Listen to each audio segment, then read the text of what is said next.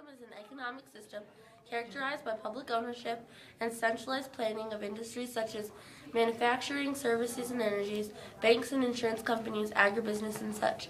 Under capitalism, these enterprises are dominated in the economy by privately owned and operated for the purpose of generating wealth for their owners by extracting it from working people who are only paid a small fraction of this for their labor produces. Socialism turns this around so that the class that produces the wealth can collectively decide how it is and how it will be used to benefit everybody. As African American poet and communist Langston Hughes wrote in Good Morning Revolution, together we can make everything, factories, arsenals, houses, ships, railroads, forests, fields, orchards, and turn them over to people who work.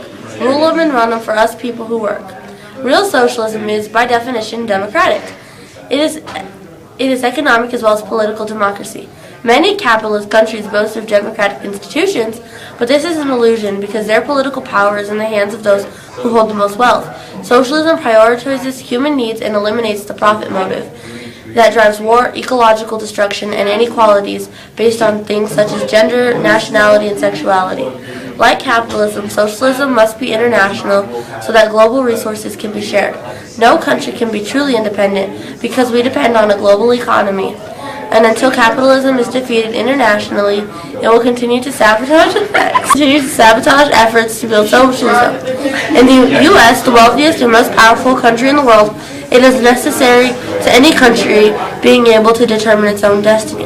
There are different types of socialism. Most socialists identify themselves as Marxists in recognition of Karl Marx, who discovered the economic laws underlying capitalism. Marx and his lifelong collaborator, Friedrich Engels, laid the foundation of the Marxist economics. Any method of social analysis, this is known as historical materialism. There's also something called Leninism, which denotes the concept of disciplined revolutionary party and the principled intransit vision of Vladimir Ilyich.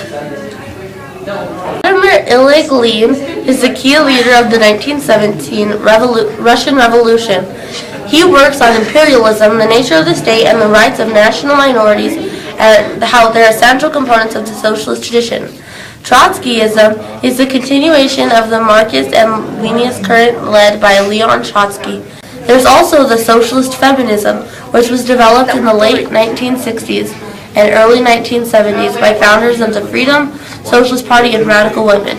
It is the Marxist, Leninist, and Trotsky tendencies that acknowledges the most oppressed sector of the modern working class, and it is composed of women, particularly women of color, whose life experience of the exploitation gives them the strength and determination to carry through all revolution against all forms of oppression.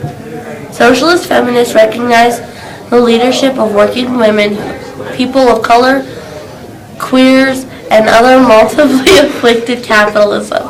Socialist feminists orient to grassroots rank-and-file women and men rather than to the predominantly white male aristocrats who make up the union bureaucracy.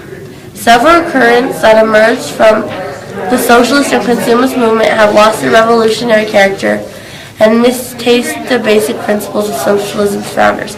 These include the social democrats, social reformers who support mere electoral revision of the capitalist system.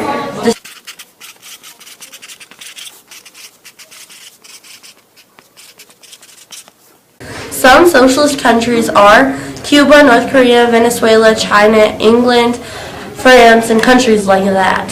There are three main types of socialist governments: Trotskyism, Leninism, and Marxism.